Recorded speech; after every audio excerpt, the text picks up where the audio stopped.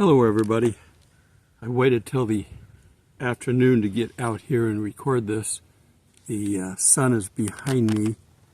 If I tried sitting on the other side facing the sun, I'm just washed out. It's just way too much, so bear with me. I don't think my light has any effect here.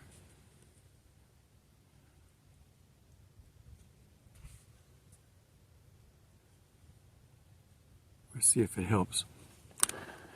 All right, we try that. I don't know.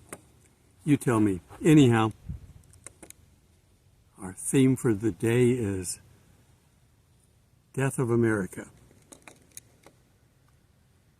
Around the world, there are countries that treat that as a slogan.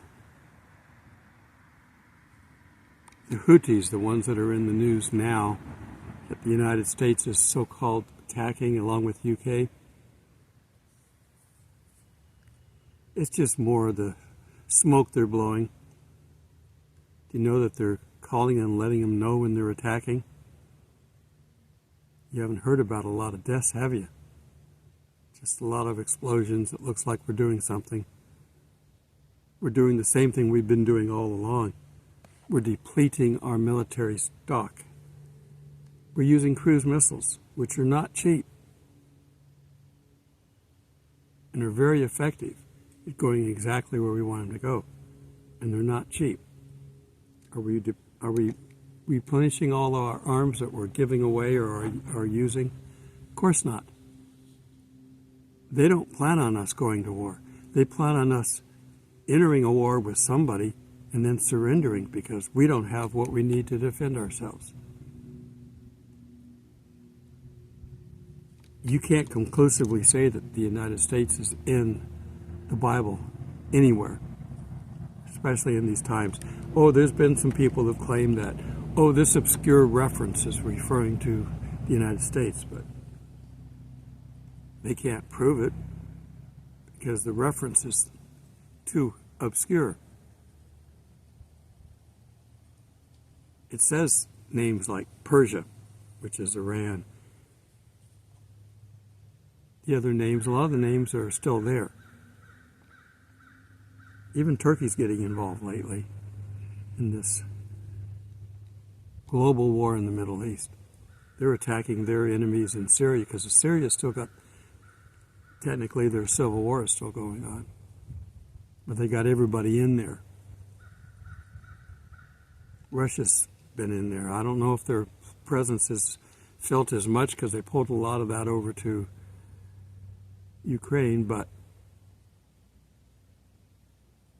it's just a place you wouldn't want to live. The final countries are getting aligned. But still, death to America is in this world that we live in. There's a song called Death to America. You can look it up if you want. There's been a couple of movies, a full movie and a short. I think the full movie was last year and the short was like 2017. Death to America. Again, it's a slogan. The Houthis in Yemen, the ones that are in the news, their flag has in multicolors some sayings on it. The first part is Allah is the greatest. The second line is Death to America. They don't like us because we help the Jews. They definitely don't like the Jews. Satan hates the Jews. He would wipe out the entire Jewish population on this planet if God would let him. Well, God's going to let him get a few licks in here coming up. But he will defend them. There will be a remnant left over to go into the millennium. But it won't be the amount that lives there now or around the world. Okay, so we're not liked by those that want one world government either. There's some agreement on that. But the sponsor is still the same, Satan. And Satan is not a name. Technically, he doesn't have a name. The best you could possibly come up with is a beautiful morning star, but I mean, Lucifer. But that's still not a name, it's a description. He's not worth giving a name to. And he doesn't like that. Much of what made America great by its founding fathers, and it has, many of these things have carried on. We've had bad things happen in this country too. Freedom gives you the right to do things good or bad. Bad typically doesn't last long. It doesn't survive. It might build up. I mean, Elliot Ness against the mafia. Good versus evil. It's been going on forever. Okay, so we have religious freedom in this country, which has survived in all the stuff that's going on. They don't like that either. So they want us to go under. So how do you destroy a government that's strong? Well, one, you deplete its military. That takes an active government who wants to see the destruction. But how else do you do it? If you want to guarantee it's going to go under. What are we known for around the world? Our money. So you destroy the money too. If the money is worthless and it's the general currency around the world, you've harmed the entire world, not just the United States. And they want to do that. We're giving away trillions of dollars. The countries that are taking it, the ones that aren't doing money laundering, there are money laundering going on. Our illustrious B family, I'm not going to say the name, they've been doing this for a long time and gotten away with it. But you give money to somebody and then all of a sudden it's worthless, then what they've got is worthless. When we went into our Great Depression, that took Germany into a Great Depression. That generation's Antichrist came in and got them out of it by starting a war, and you've got to fund that war. You've got to put all these people to work to build this war machinery. Wars usually help bail out countries that are in trouble. So that's what's going on right now. That's why I'm telling you, we don't know the minute we get out of here. There might be a month or two of really bad economy if we get into the edge of this. Now, my understanding is that, the Antichrist is our exit. But are we going to see him and then go?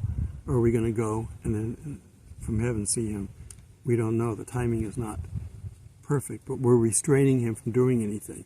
And he's here now, but he's not the Antichrist.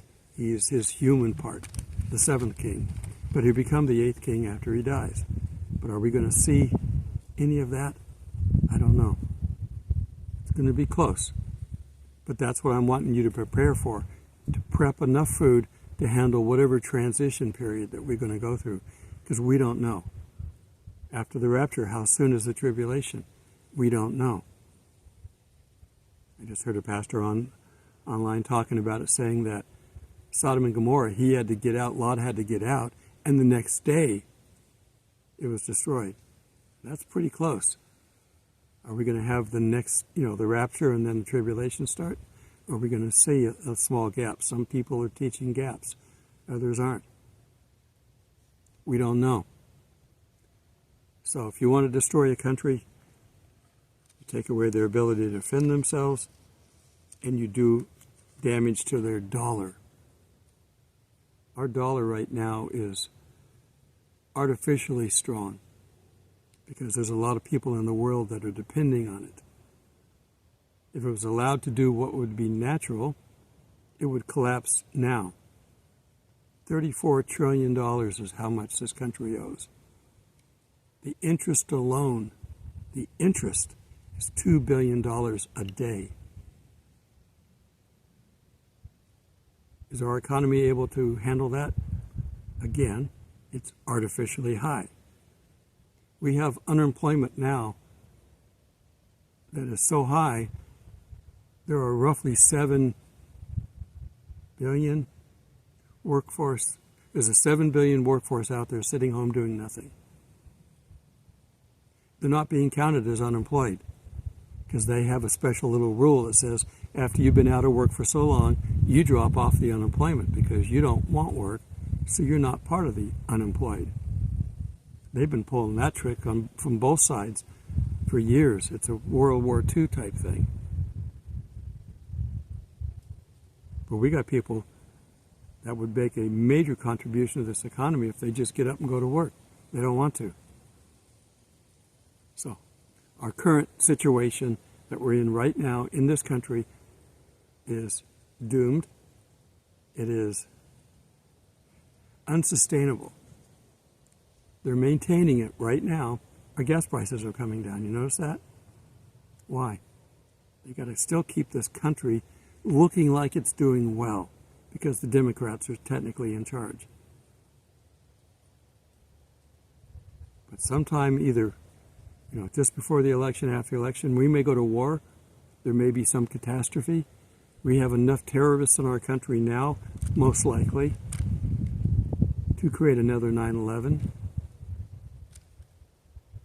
They can stop the election by just creating emergencies, one after the other or just one big one. So, what happens when our dollar collapses? Well, your money in your bank won't buy anything. It won't buy anything from local markets. You can't go to the grocery store if your money is worthless, right? If the government's going to come in and say, well, we're going to give you digital dollars to replace this, to allow you to shop and do the things you need to do, people are going to sign up for it.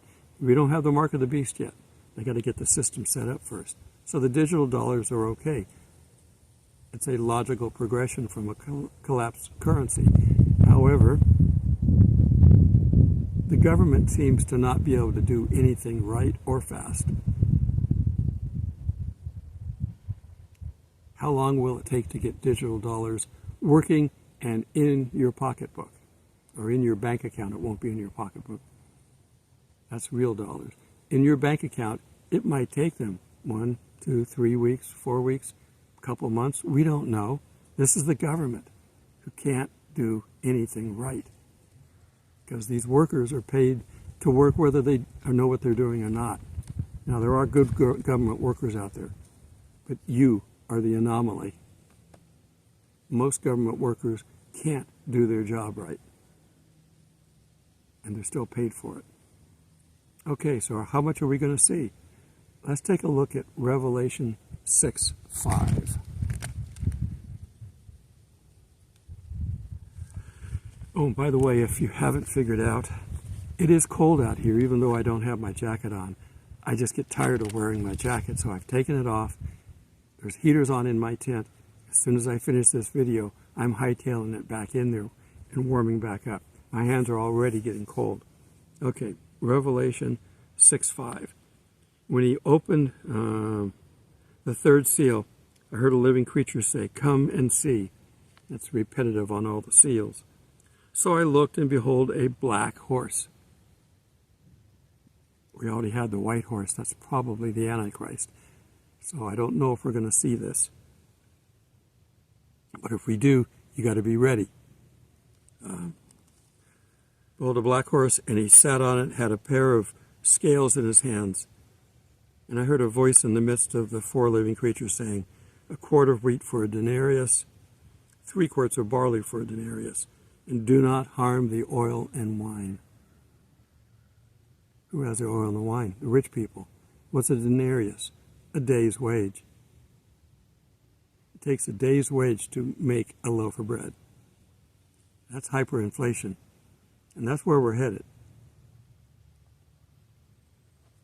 But it's going to be the Antichrist that's going to bail him out of that. So I don't think we have to worry about that at all. I've got a bit page. Let me fix this real quick. There we go. So, if you're preparing for something going wrong, this is a good example. Now, are we going to see this happen now? We are seeing it now. The price of pretty much everything has gone up. There's already shortages in food.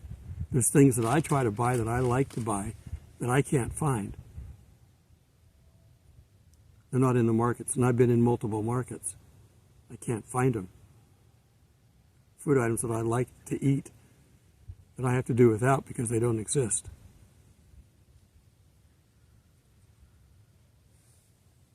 All right. We read through Revelation 5 and 6. Let's turn to John 16:33. John was the one closest to Jesus. I apologize for my face turning dark. That's because of the lights behind me. And the light here on my camera can't compete with the light behind me. 16:33. Now I'm going to read all of it, and this is in red letters. This is Jesus answered them and said, do you now believe? Indeed, the hour is coming. Yes, it has come, that you will be scattered. Now, he's talking about his present-day time. But when he describes what's next, God is consistent. Remember that. You will be scattered, each to his own, and will leave me alone. We know that. As Jesus was marched up to be crucified, everybody scattered. Even Peter denied him 3 times as it was prophesied to him. These things I have spoken to you, that in me you may have peace. So in all this stuff that's going on, we need to be peaceful with it. God's in charge. Satan can't do anything on this earth without God's approval. In this world you will have tribulation. Not capital T, little t. You will have problems to deal with in this life. Most of them are going to be just treated as opportunities. Some may be tribulation that you got to, work through emotionally. But God will help that too. But be of good cheer. In the tribulation, be of good cheer. I have overcome the world. Whatever the world throws at you, God has already overcome that. So be content. Be of good cheer with it. And finally, how are we doing on time? We're doing good. Let's turn to a famous verse that we should all be familiar with. Isaiah 40:31. But those who wait on the Lord shall renew their strength. If you're patient, patience is a sign of faith. If you wait on the Lord, you will renew your strength. They shall mount up with wings like eagles. What's the most majestic bird up there? The one that the United States took as their national bird because it is majestic and powerful and a leader. Shall mount up on wings like eagles. They shall run and not be weary.